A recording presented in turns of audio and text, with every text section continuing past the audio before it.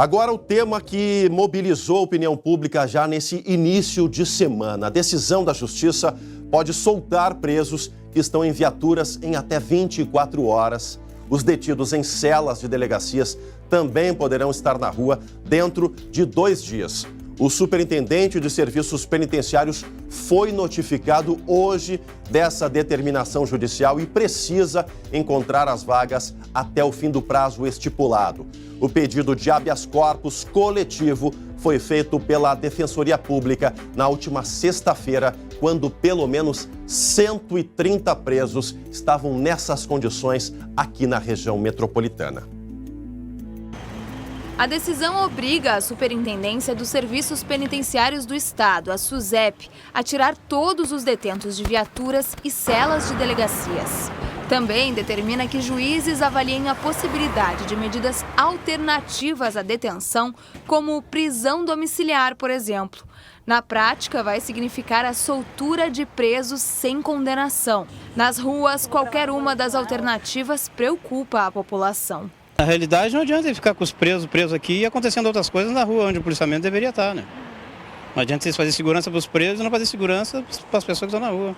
A decisão ocorreu na noite de sexta-feira, mas como o superintendente da SUSEP não foi encontrado para receber a intimação, ela só vale a partir desta segunda-feira. Os prazos para a retirada dos presos são de 24 horas para os que estão em viaturas e veículos e 48 horas para aqueles detidos nas carceragens das delegacias. O habeas corpus coletivo foi solicitado pela Defensoria Pública do Estado. A ideia é que cessem as ilegalidades de pessoas presas em locais que não têm a mínima condição de receber pessoas. Então, celas de delegacia de polícia e viaturas não têm condições de higiene, de alimentação, de qualquer espécie de cuidado.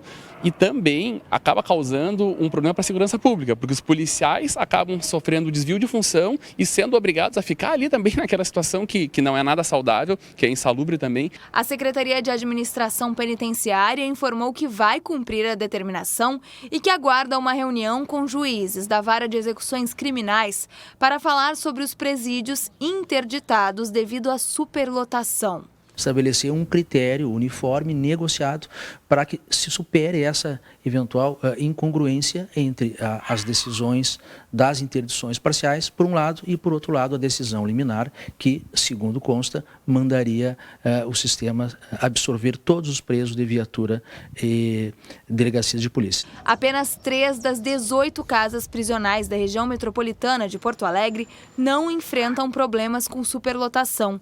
As penitenciárias de Porto Alegre, Canoas e Charqueadas. O déficit de vagas neste ano está em 13 mil. E para falar mais sobre esse assunto, eu recebo aqui no estúdio do SBT Rio Grande a juíza da Vara de Execuções Criminais aqui de Porto Alegre, a doutora Sonali Sluhan. Doutora, prazer recebê-la aqui para que a gente possa conversar mais e entender um pouco melhor essa problemática.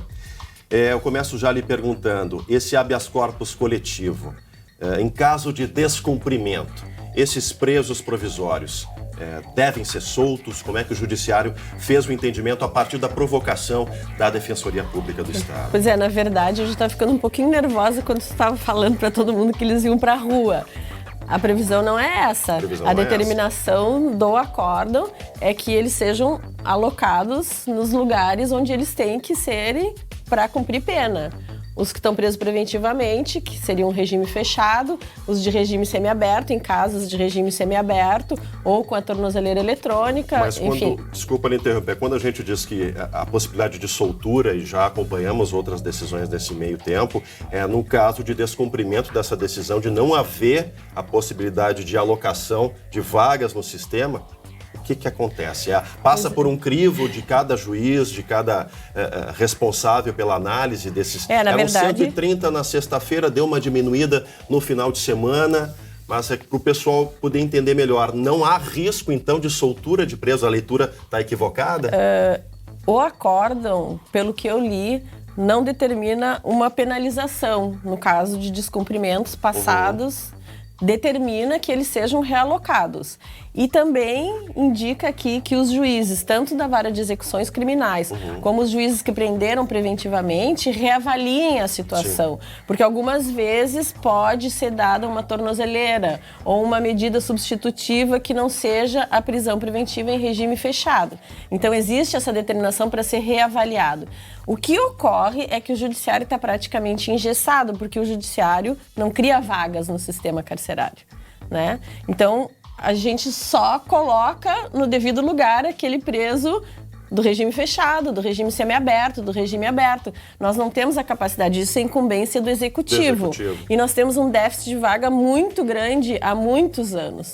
Faz tempo que os presos estão sendo colocados, que foi um retrocesso para o Rio Grande do Sul. Nós não tínhamos presos em carceragens de delegacia de polícia e menos ainda nas viaturas, que além...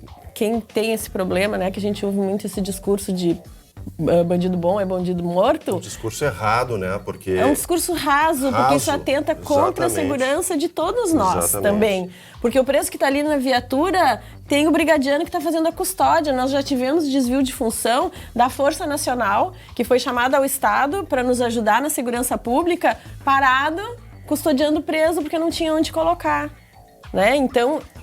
tem que se reajustar isso. Se reajustar isso. A senhora começou a sua fala com essa cautela e preocupação que parte da imprensa e nós também aqui fazemos o meia-culpa, entendemos essa questão da soltura. Na prática, tem a tornozeleira eletrônica que também tem um problema de fornecimento do material. O Estado está numa nova licitação e também casos em que o preso acaba cumprindo, né, a sua pena em regime domiciliar, que acaba virando quantos casos, né, de presos, de criminosos que deveriam estar encarcerados, pagando a sua pena, estavam em regime domiciliar e voltaram a cumprir, né, voltaram a cometer os seus crimes. Presos preventivos novamente. Isso na prática é uma soltura, né?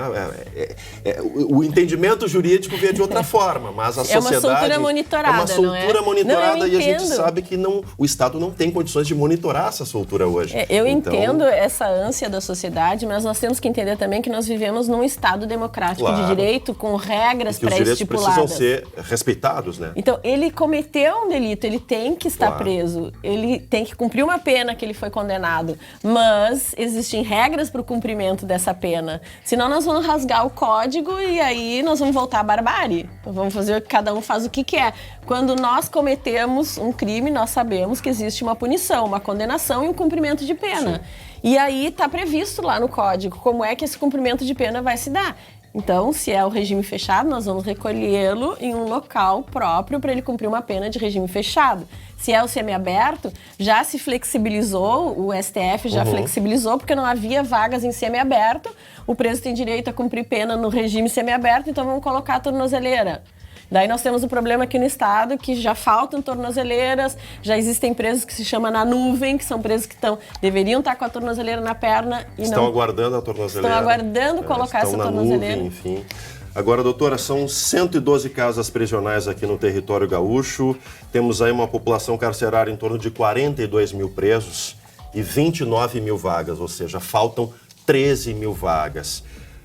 Conversávamos antes da entrevista, esse fenômeno de presos detidos em delegacias e nas viaturas começou no primeiro ano do governo Sartori, em 2015.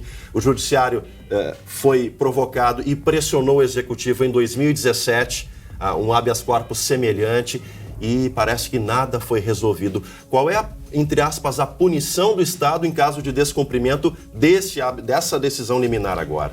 Pois é, especificamente aqui nesse habeas não existe uma punição, mas já aconteceu comigo de mandar deslocar presos, colocar em local correto e uma determinação coercitiva ao antigo secretário de Segurança Pública, porque eu entendo que decisões judiciais, né, pelo fato de ser juízo, têm que ser cumpridas.